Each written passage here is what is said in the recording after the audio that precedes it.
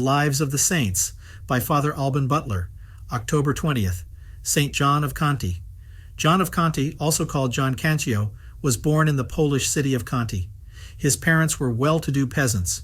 Realizing that their son was very intelligent and good, they sent him to study at the University of Kraków. John had a brilliant career, and after his ordination to the priesthood, he was appointed professor at the university.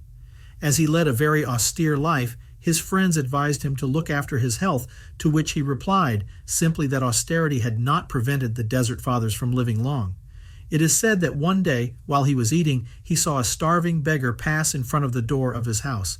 John got up at once and gave his food to the beggar. When he re-entered his house, he found his plate full. It is said that from then on this event was commemorated at the university by giving a meal to a poor person every day. At the beginning of the meal, the sub-prefect of the university would say aloud, "A poor person is coming in," and the prefect would reply in Latin, "Jesus Christ is coming in." St. John's success as a teacher and preacher aroused the envy of his rivals, who eventually succeeded in having him sent as parish priest to Olkusz.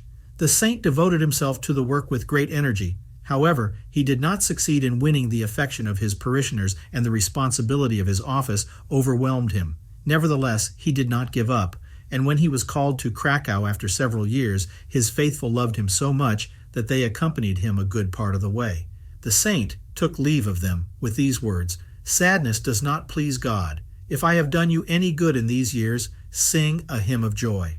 St. John went on to occupy at the University of Kraków the chair of sacred scripture, which he retained until the end of his life. His reputation became so great that for many years his robe was used for the investiture of new doctors. Moreover, St. John did not confine his zeal to academic circles, but frequently visited both the poor and the rich. On one occasion, the servants of a nobleman, seeing St. John's torn tunic, refused to open the door for him, so the saint returned home to change his tunic. During the meal, one of the guests emptied a plate on him, and St. John smilingly remarked, "It doesn't matter. My clothes deserved a little food too, since I owe the pleasure of being here to them." The saint's goods and money were at the disposal of the poor of the city, who from time to time left him almost destitute. St. John never tired of repeating to his disciples, "Fight error, but use patience, kindness, and love as your weapons. Violence would do you harm and damage the best of causes." When the news spread through the city that St. John, to whom several miracles were already attributed, was dying, the grief of all was enormous.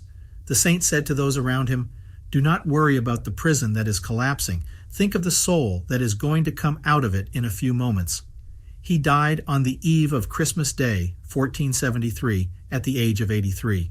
In 1767, his canonization took place, and his feast day was extended to the entire Western Church. The saint is the only non-bishop confessor in whose office of the Roman breviary there are 3 different hymns for Matins, Lauds, and Vespers.